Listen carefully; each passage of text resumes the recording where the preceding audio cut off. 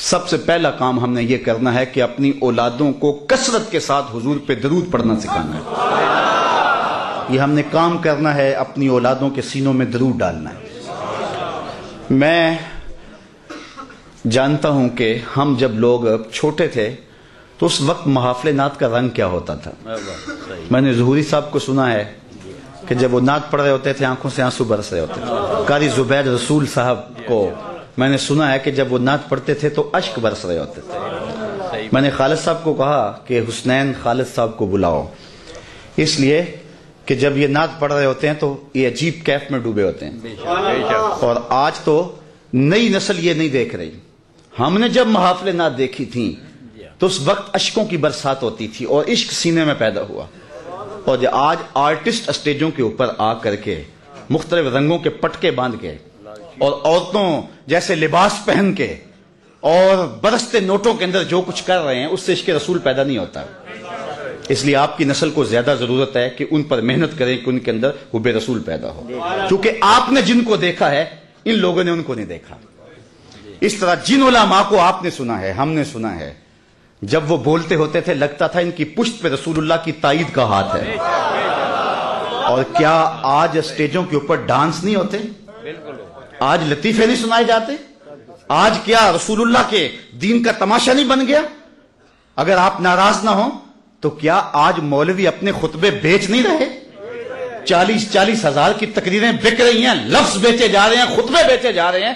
تو یہ قوم، یہ نسل کیا سن رہی ہے؟ یہ تو بدل ہو رہی ہے دین سے. اس لیے ماں باپ نے سنبھالنا اس نسل کو. تیسری بات، ہم نے جن پیروں کو دیکھا تھا جب ان کے سامنے جاتے تھے تو ہمارے دل ڈولتے تھے کہ جو دل میں خطرہ آتا ہے شیخ کی نگاہ اس پہ ہوگی. لیکن اب پیر کی نگاہ دل پہ نہیں، دل کے اوپر لگی ہوئی جیب پر ہے. تو آج پیر خود جو ہے وہ طالب زر بن گیا. تو اب نہ تو پیر میں وہ روپ نظر آیا، نہ مولوی میں وہ روپ نظر آیا، نہ نعت خواں میں وہ روپ نظر آیا. تو مجھے بتاؤ کہ یہ نئی نسل کہاں سے دین لے گی؟ علامہ اقبال نے اس وقت کہا تھا کہ اپنی نسل پر توجہ دو جب امیر ملت بھی موجود تھے. اس وقت کہا تھا جب سید احمد سعید کاظمی، بلکہ بعد کے یہ لوگ ہیں، اس دور میں کہا تھا. اور آج تو ہر لئی میں رازدار دین شدے، آج تو یہ معاملہ ہو گیا ہوا ہے.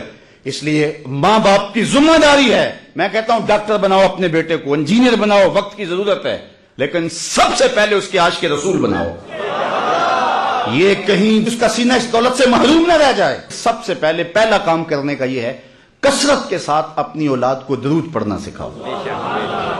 کسی نے اقبال سے خود پوچھا کہ تیرے لہجے میں یہ مٹھاس کہاں سے آ گئی، رس کہاں سے آ گئی؟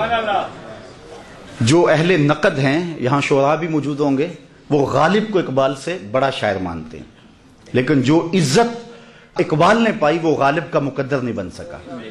تو کسی نے اقبال سے پوچھ لیا کہ تیرے شعروں میں یہ حسن کہاں سے آیا؟ تو اس نے کہا 1.25 کروڑ مرتبہ میں نے حضور پہ درود پڑھا ہے، میں تنہا کمال سخن کو نہ پہنچا، میرے شعر ہیں اور تاثیر ان کی.